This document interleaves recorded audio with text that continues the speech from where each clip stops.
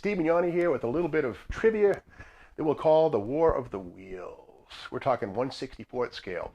We all remember Matchbox cars. These things arrived in the 1950s. They came to the Americas from England, and while they're interesting and cool, they generally represented British or European vehicles.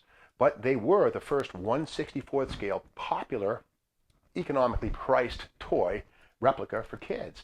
Well, 1968, Mattel says we need a piece of that market, and they launched things like this. These are the Hot Wheels line.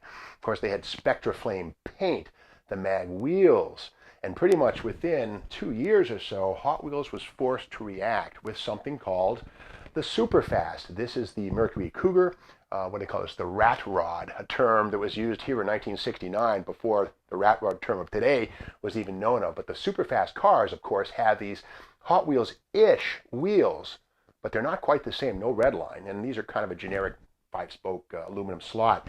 Another kind of wheel found on Matchbox cars of the period are these like button wheels, like on this Rolls Royce. They're interesting. They're removable. The rubber dubs come off, and the center hub, that little metal thing, is kind of an interesting halfway point between the black plastic buttons and the Superfast wheels. But another player in the world, of course, was Johnny Lightning.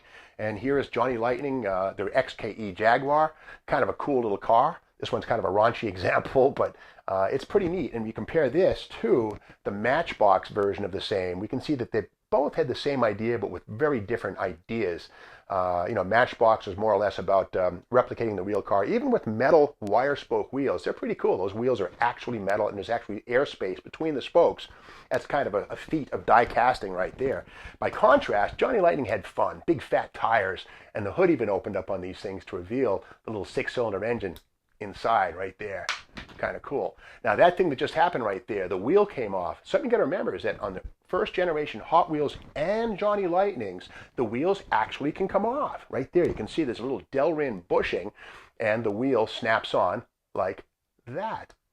And that's a good thing, because if you have a rare Johnny Lightning, like say this one here, if you need the wheel, well, you can pull one off another car and swap it in place and save the day. Just pop it right on like that. And the Hot Wheels cars had the same basic deal. Kind of cool. So if you didn't know that, you can actually swap wheels on Johnny Lightnings and on Hot Wheels cars. One thing too that Hot Wheels did was eventually they had an issue. Apparently children were swallowing those little wheels and choking. So Hot Wheels modified the recipe. The wheel looks the same with the mag wheel and the red line, but they made them so the wheels actually have sort of a flange effect. You can see it right here. The inner flange is permanently attached to the axle, but the outer snaps on like that, and there you have your mag wheel. So that's kind of the War of the Wheels back in the 1960s. Of course, most of these companies have re-released the cars. We know that for the 50th anniversary of Hot Wheels cars, I think it was 40th, 50th, whatever, they re-released the Mustang. It's similar, but not the same.